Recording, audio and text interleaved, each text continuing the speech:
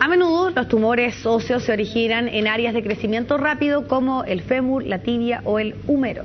La medicina todavía no ha podido determinar una causa para este fenómeno, aunque existen indicios que apuntan a mutaciones genéticas hereditarias y radiación. Para conversar más de este tema nos acompaña en CNN Contigo Luis Bahamontes, traumatólogo de la Clínica Las Condes. ¿Qué tal? Le damos las gracias por acompañarnos y poder hablar de este tema. Partamos por un poco hablar de por qué se originan estos tumores óseos, que al parecer no está muy claro el por qué, ¿no? Sí.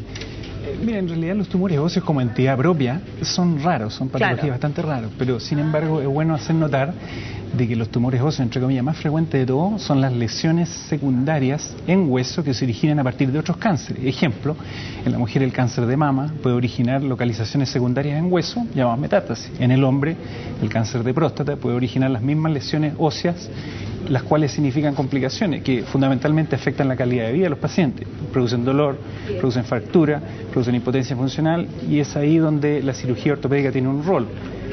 Los tumores óseos llamados primarios, originados primariamente en el hueso, son bastante raros y afectan a edades muy jóvenes, infantiles o juveniles, o bien en edades más tardías, en adultos ya un poco más grandes, 40, 50 años. Además también hay una predisposición a que sea más en hombres que en mujeres, que sea originario en los huesos. Eso depende del diagnóstico. Hay mucha variedad de diagnóstico, mucha variedad de patología ósea, y algunos podrían considerarse ligeramente más frecuentes en mujeres y otros en hombres. Pero insisto, si uno habla de frecuencia, los más frecuentes son las llamadas metástasis óseas. Entonces ahí uno considera cuál es el cáncer de origen.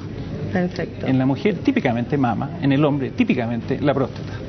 Doctor, lo otro es que se señala también que este tal vez es algo que no tiene como claramente los síntomas, no son tan dolorosos en un principio. ¿Cómo uno puede estar atento y saber que, por ejemplo, eventualmente puede tener algún tipo de tumor maligno si es que no hay síntomas claros? Es verdad, es muy habitual que a un médico, no solo un médico general, a un traumatólogo, a un especialista, el primer diagnóstico no sea el de un tumor óseo, porque son síntomas esquivos, son anodinos, son poco precisos. Pero yo diría que habría que presentar atención fundamentalmente a un paciente que presenta dolor en una extremidad, pero un dolor que es mantenido, sostenido en el tiempo, que no cede a los tratamientos habituales y que va más allá de lo que podría ser, por ejemplo, el dolor de una contusión o un traumatismo menor. Es un dolor que sigue. Ahora también otra cosa es que usualmente estamos hablando de pacientes más jóvenes, entre 10 a 20 años. Es muy probable que se desarrollen estos tumores como benignos, que finalmente solamente hay que estarlo controlando con radiografía, con un seguimiento, podríamos decirlo, relativamente normal, ¿no? Sí, por lejos los tumores benignos son los más frecuentes, ¿eh? Y en eso el especialista tiene que estar atento porque tienen algunas características propias, fundamentalmente en imágenes, que hacen distinguir las lesiones más benignas de las menos benignas o más agresivas. Las más benignas de todas normalmente requieren, como tú dices, solamente control y observación y habitualmente no una cirugía. ¿Ese tumor benigno puede transformarse o mutar a una situación más compleja y hablar, por ejemplo, de un tumor maligno? Algunos ¿O no sí, es así? Algunos sí. Derivados de tejido cartilagíneo, de cartílago, por ejemplo, en edades adultas pueden progresar y transformarse de uno benigno a uno maligno. Son muy raras, esas transformaciones son raras, pero nuevamente el foco de atención está en cómo cambian su comportamiento. De una lesión tranquila, silente, asintomática, que no produce ningún problema, a otra que se está transformando paulatinamente en algo doloroso o que está creciendo. Doctor, ¿y hay recomendaciones o algo que uno pueda hacer para evitar una situación de mayor complejidad con respecto a nuestros huesos? Yo te diría que, al igual que en el diagnóstico precoz de otras patologías cancerosas, lo esencial está en el diagnóstico precoz. Y aquí está en lo que yo diría la educación médica puede ser, en el sentido de preparar a los que van a ser doctores en atender aquellos síntomas que parecen inocentes pero no lo son tanto. Entonces ahí presta mucha importancia lo que es el detalle de la historia médica del paciente. Recordar siempre que una lesión o un traumatismo que empieza a salirse más allá de lo que es habitual, empieza a doler más allá de la cuenta, prosigue, se hace más intenso, etcétera, debería llamar la atención.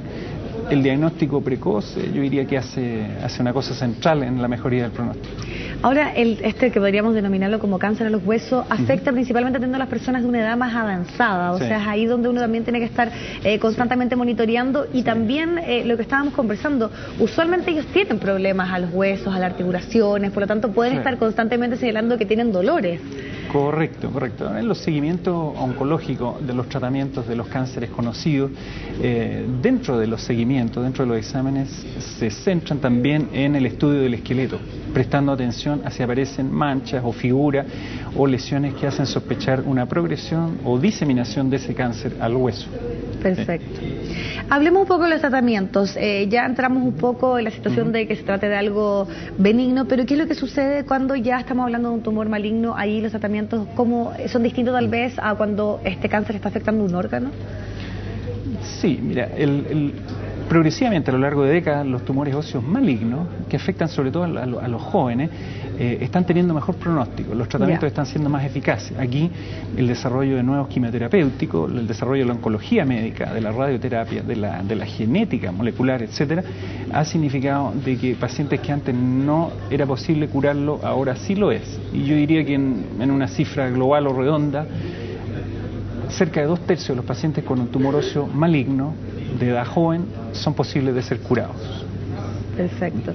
Y ese pronóstico, particularmente ahora hablemos de la enfermedad más allá de una persona adulta o joven, porque sabemos que hay cánceres que son más agresivos o si afectan a ciertos órganos, finalmente uno sabe que el panorama puede ser más o menos alentador. Sí. Acá, ¿en qué categoría o cómo podríamos evaluar el caso de los huesos? Un tumor originado en el hueso, si se mantiene en esa localización, es tratable. El tratamiento está dirigido a la curación de la enfermedad. En cambio, si se detecta ya diseminado a otro órgano o a otro hueso, o un cáncer que ya aparece con lesiones secundarias, por ejemplo en el hueso, se trata de un tumor que ya es avanzado.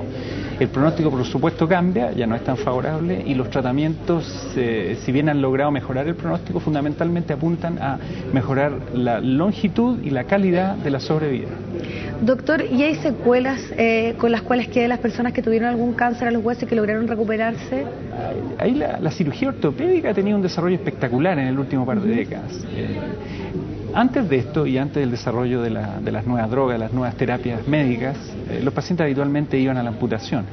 Ahora, sin embargo, se han desarrollado progresivamente métodos reconstructivos, modernos, eficaces, que permiten fundamentalmente que el paciente pueda conservar su extremidad y conservarla útil, conservarla funcional.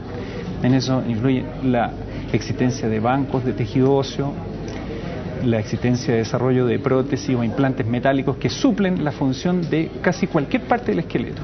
Perfecto. Bueno, doctor, le queremos agradecer muchísimo que haya estado junto a nosotros, que nos haya interiorizado y entregado mayor información respecto a un tema que es para algunas personas desconocido, pero sin duda muy importante. Muchas gracias. Muchas gracias. Bueno, y luego de esta entrevista hacemos una pausa y ya regresamos.